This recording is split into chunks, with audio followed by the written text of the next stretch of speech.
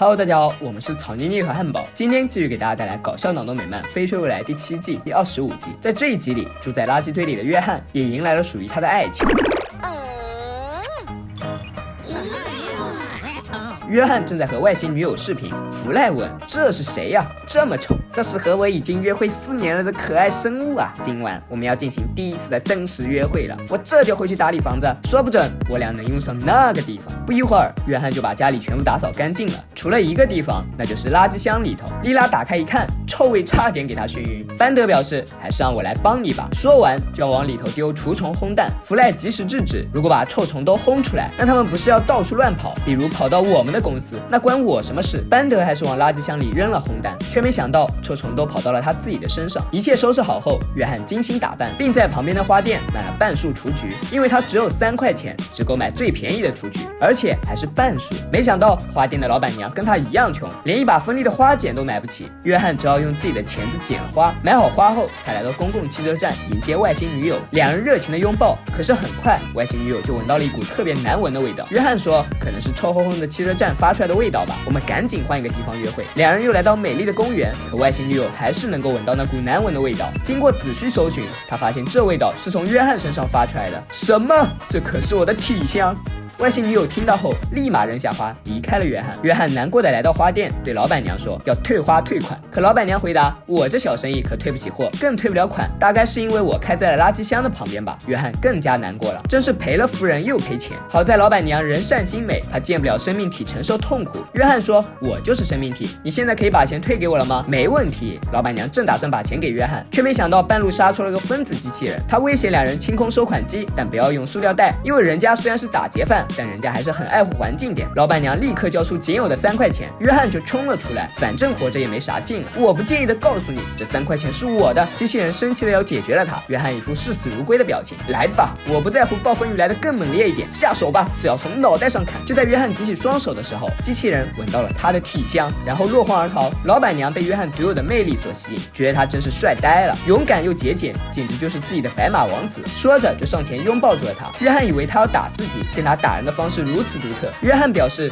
为什么我遇到大多数女人只要一靠近我都会崩溃？什么？那些女人都有什么毛病？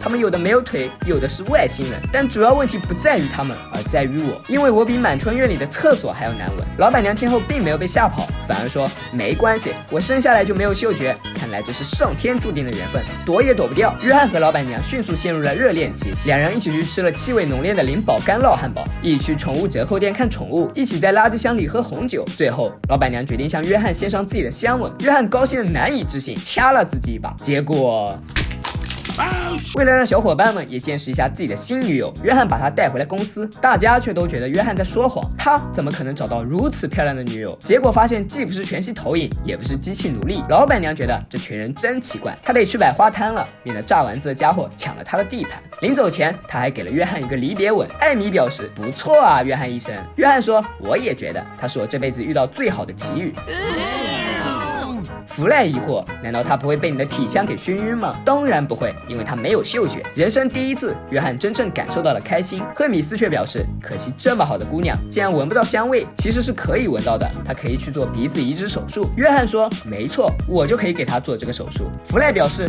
你傻啊！如果你给她做了，那你们俩的关系就会立刻玩完。”大家也这样觉得。教授还说：“绝对不能让老板娘知道还有这么好的手术。”约翰陷入了抉择，他觉得这对女友来说不公平，但他已经离不开女友了。最后他还是站在感性的角度，决定先不告诉女友。公园里，老板娘和约翰愉快的约着会，约翰顺手当了一回采花大盗，摘了一朵花给老板娘。老板娘说：“这是帝王之子，如果你喜欢严重的胃痉挛，可以用它来泡茶。”他真的对花了如指掌，除了它们的香味。老板娘只好让约翰描述了一下这朵花的味道。约翰回答：“这味道就像涂有香草和蜂蜜的夏天，或者是浇上肉汁的冬天，想想就很美好。如果能让我闻到花香，我愿意付出所有。”约翰陷入沉思，这一次他选择了理性，决定为女友做手术。手术室里，艾米觉得约翰的行为真高尚，约翰却表示，等他闻到我的气味，我们俩就结束了。但比这更糟糕的是，他终其一生都无法知晓手中鲜花的芳香，与其这样，我宁愿跟他分开。这时，莉拉带来了一个捐赠的鼻子。在做手术之前，约翰请求女友最后一吻，女友还不知道会发生什么，他觉得以后的亲吻肯定会更多的。约翰却难过的想哭，最后他还是忍心动了手术。没一会儿，老板娘醒了，这一一次换他向约翰描述花朵的美妙香气了。老板娘拿着鲜花大吸了一口气，可是她却觉得这很臭。约翰说不是花很臭，而是话还没说出口，女友已经闻到了他身上的味道。他表示这味道跟他想象中的一样美好，可是别人都觉得这味道很难闻。我从来不知道辨别气味的好坏，但我喜欢你的味道，因为我喜欢你。